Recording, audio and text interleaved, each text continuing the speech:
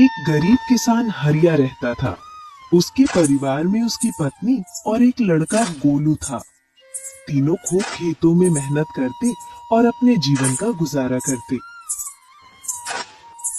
अरे भाग्यवान, अब तो ईश्वर की खूब कृपा है हमारे ऊपर। हमें गांव में खूब काम मिल रहा है, जिससे हमारा गुजारा खूब अच्छे से हो रहा है। हाँ गोलू के पापा, अब हमें कोई दिक्कत नहीं है। बस ईश्वर की ऐसी ही कृपा बनी रहे और ईश्वर जल्द ही मुझे सास बना दे। ईश्वर जरूर सुनेगा। तुम सास और हम ससुर बनेंगे। हरिया के परिवार का खूब सुखी जीवन चल रहा था।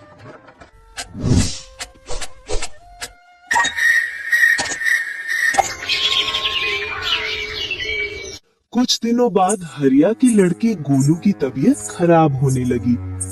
धीरे धीरे उसकी तबीयत ज्यादा खराब रहने लगी, जिससे उसने खटिया पकड़ ली। तुम वेद जी को जल्दी से बुला लाओ, अब तो गोलू की तबीयत ज्यादा खराब हो रही है। अभी मैं वैद्य जी के पास जाता हूँ। हरिया वैद्य जी के पास जाता है और उनको अपने घर ले आता है। वैद्य जी, इसको किसी भी औषधि का असर नहीं हो रहा है। जितनी औषधि दे रहे उतना ही बीमार हो रहा है। इसके लिए औषधि जंगल से लाना पड़ेगी, जो अपने जंगल में बड़ी मुश्किल से मिलती है। मिल गई तो अच्छा है, नहीं तो तुम्हें राज्य औषधालय से वो औषधि लाना पड़ेगी, जो तुम्हें 10 चांदी के सिक्कों में मिलेगी। इतने सिक्के तो नहीं हैं। इससे अच्छा मैं जंगल जाकर औषधि ढूंढ ले आता हूँ। बताइए वैद्य जी, कौन सी औषधि है, उसे मैं जंगल जाकर ले आता हूँ। वो तुम्हें नहीं मिल पाएगी। उसके लिए तो जंगल में मुझे ही जाना पड़ेगा। तुम एक काम करो, तुम यहीं रुको। मैं और तुम्हारी पत्नी जंगल में जाकर उस औषधि को ढूंढ कर लाते हैं। जी वैद्य जी, जल्दी जाइए। दोनों जंगल की ओर चल देते हैं।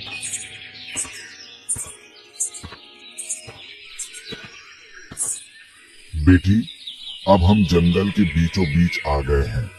तुम यहीं बैठ जाओ, मैं उस औषधि को ढूंढ कर लाता हूँ। तुम इस जगह से कहीं मत जाना, तुम यहीं रहना।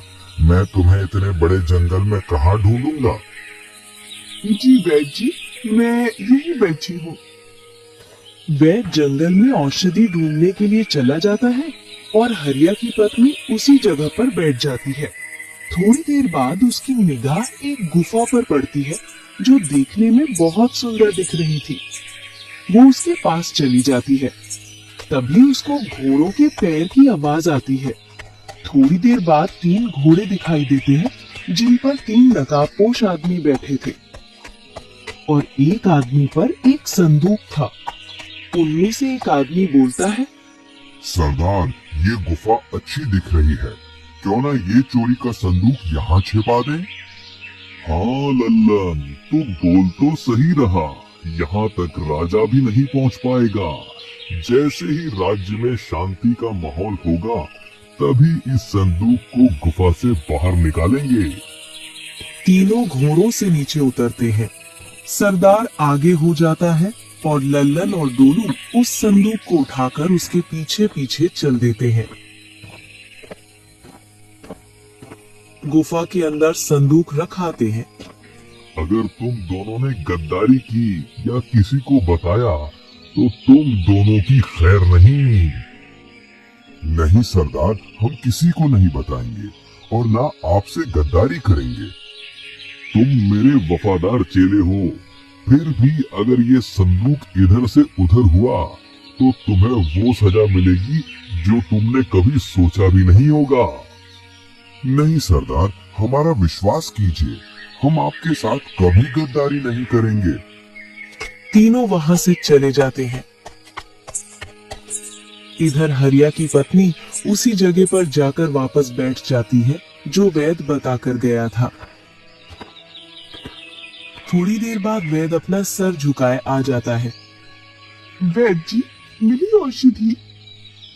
नहीं बेटी, नहीं मिली। अब तो राज्य औषधालय में ही मिलेगी। दोनों घर की ओर चल देते हैं।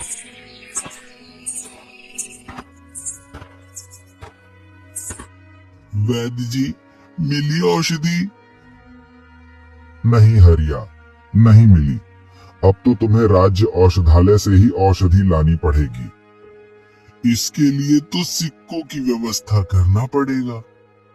हाँ हरिया। इतना कहकर वैद्य वहां से चला जाता है। सुनो भाग्यवान, इस गांव में तो काम से इतने सिक्के कमाना नामुमकिन है। इसके लिए तो मुझे रतनगढ़ जाना पड़ेगा, जिससे मैं वहां काम करके जल्दी से चांदी के सिक्के इकट्ठे कर लूंगा। यहाँ सिक्के इकट्ठे करने में मुझे 1 साल लग जाएगा। हाँ, तुम्हारा कहना भी सही है, पर मेरे पास एक ऐसी जगह का पता है जहाँ सोने चांदी का संदूक रखा है।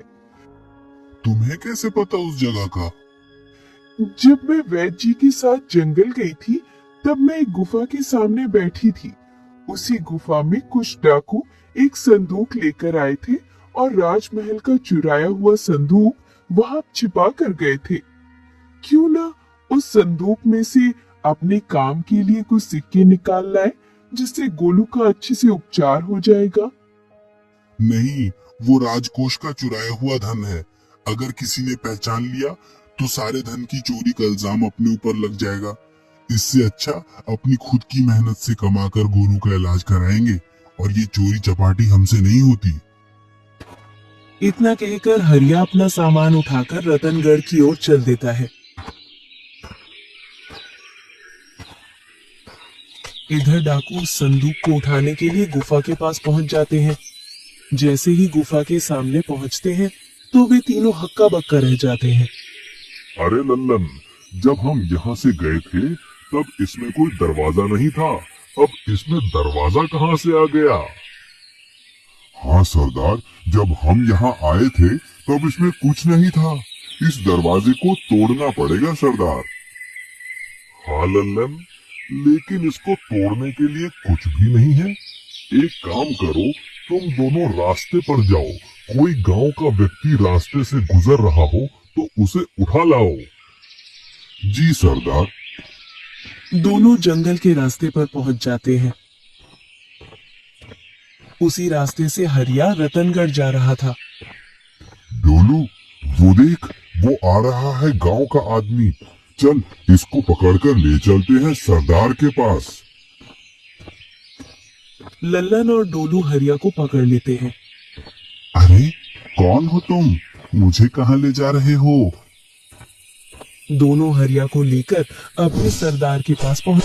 मुझे यहाँ क्यों लाया गया? तुम हमें तुम्हारी कुल्हाड़ी दे दो। मैं क्यों दूं तुम्हें अपनी कुल्हाड़ी? नहीं देने वाला तुम्हें मेरी कुल्हाड़ी। लल्लन, इसको अपना परिचय दे, तब तो ये कुल्हाड़ी क्या अपने आप को हमारे हवाले कर देगा।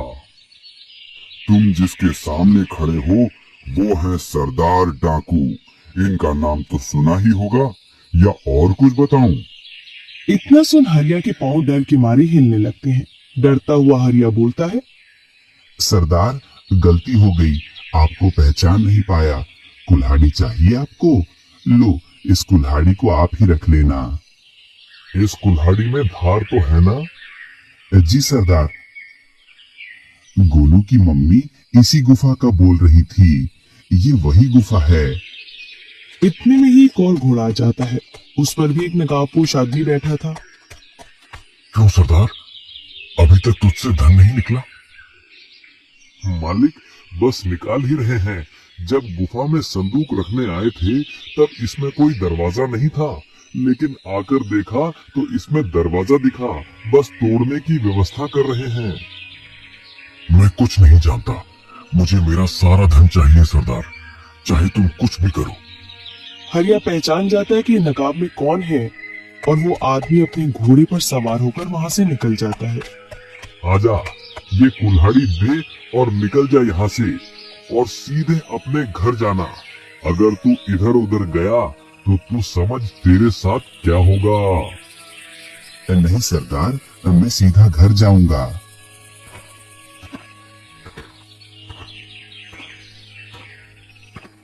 हरिया सीधे अपने घर पहुंच जाता है। इधर डाकू गुफा के दरवाजे को तोड़ने की तैयारी करते हैं। ललन और डोलो उस दरवाजे में कुल्हाड़ी दे देकर थक जाते हैं, फिर भी उस दरवाजे का कुछ नहीं होता है। सरदार, हमारी बस की नहीं है इस दरवाजे को तोड़ने की, हम तो थक चुके हैं। हटो तुम दोनों, तुमसे क्या होगा, मुझे ही करना पड़ेगा। और सरदार भी थक जाता है, लेकिन उस दरवाजे पर एक खरोंच भी नहीं आई। तीनों थक हार कर वहां से चले जाते हैं। इधर हरिया अपनी पत्नी को पूरी घटना सुना देता है। तुम तो वैद्य जी के पास चले जाओ, वही औषधि की व्यवस्था कर पाएंगे। हाँ, मैं सुबह वैद्य जी के पास जाऊंगा।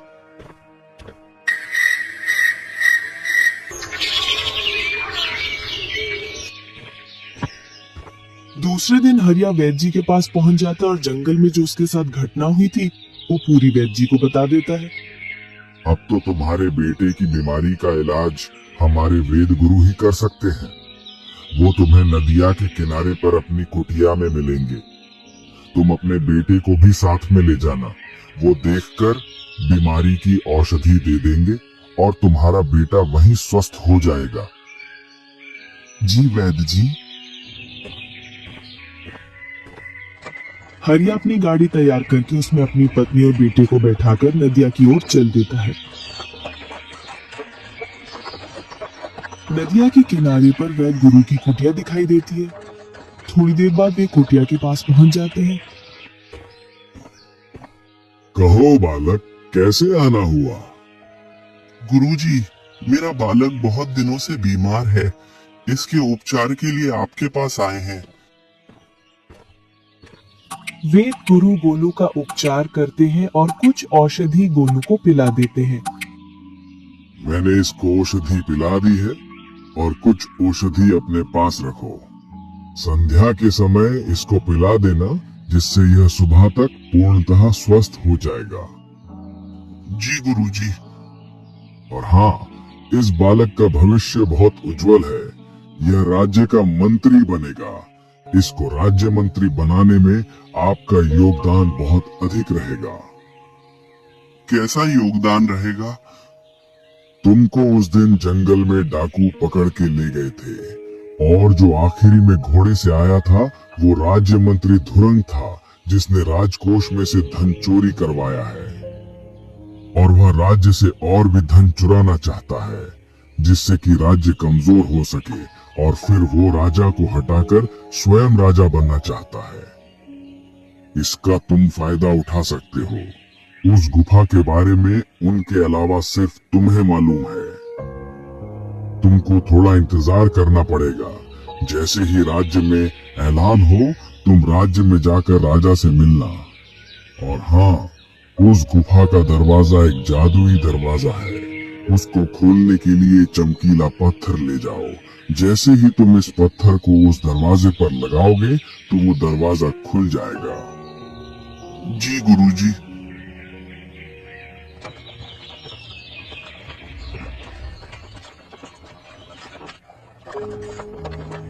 तीनों घर आ जाते हैं। हरिया संध्या काल की औषधि गोलू को पिला देता है।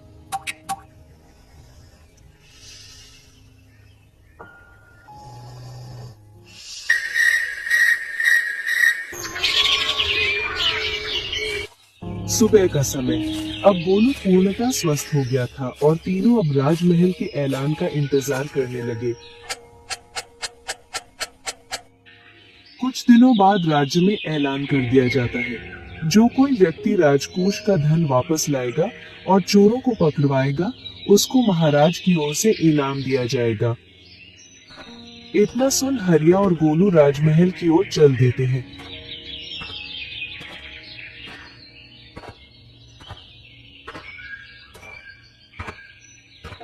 हरिया और गोलू राजा से एकांत में मिलते हैं।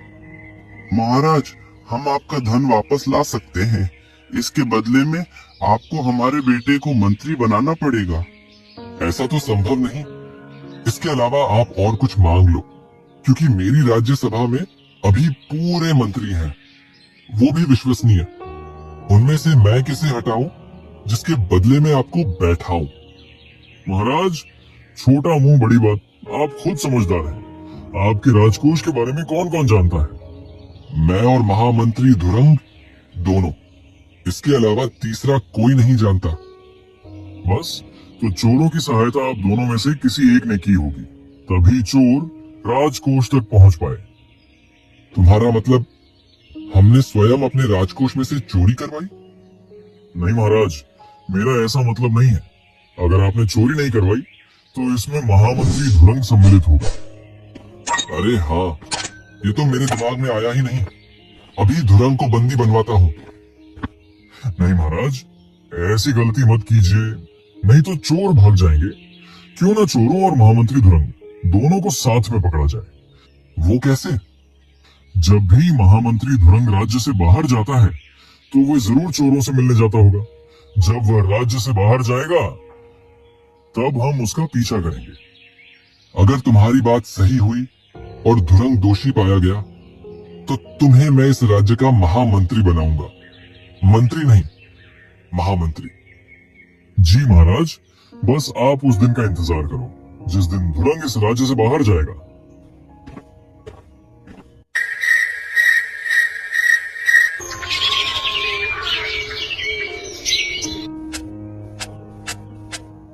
कुछ दिन गुजर जाते हैं। एक दिन धुरंग राज्यसभा में बिना बताए राज्य से बाहर निकल जाता है। थोड़ी देर बाद राजा हरिया, गोलू और कुछ सैनिक भी उसी रास्ते पर निकल जाते हैं। धुरंग गुफा के पास पहुंच जाता है जहां पहले से तीनों डाकू थे। अभी तक ये दरवाजा टूटा नहीं। मालिक, पता नहीं इस दरवाजे में कौन सी शक्ति या जादू आ गया है जो टूटने का नाम ही नहीं ले रहा। हमने सभी प्रकार से तोड़ने का प्रयास कर लिया। तुमसे क्या टूटेगा? लगता है मुझे ही तोड़ना पड़ेगा। तुम सभी हटो यहाँ से। अरे मंत्री जी, तुम क्यों इतना कष्टा कर रहे हो? नाजुक हाथों में चोट आ जाएगी। महाराज, आप यहाँ सैनिकों पकड़ लो, इस राजद्रोही को और साथ में इन तीनों को भी। तुमने सही बोला था गोलू, तुम ही राज्य के महामंत्री बनने के लायक हो। जाओ, दरवाजा खोलकर संदूक ले आओ। गोलू उस चमकीले पत्थर को उस दरवाजे से लगाता है तो तुरंत वो दरवाजा खुल जाता है।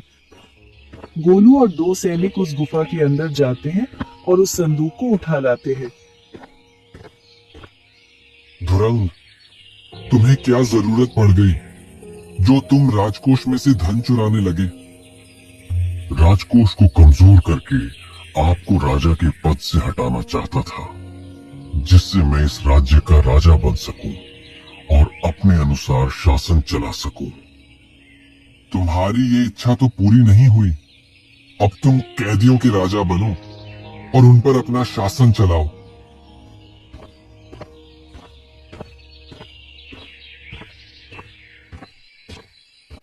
राज्य दरबार में गोलू को महामंत्री घोषित कर दिया जाता है और राज्य में फिर से सुख शांति लौट आती है।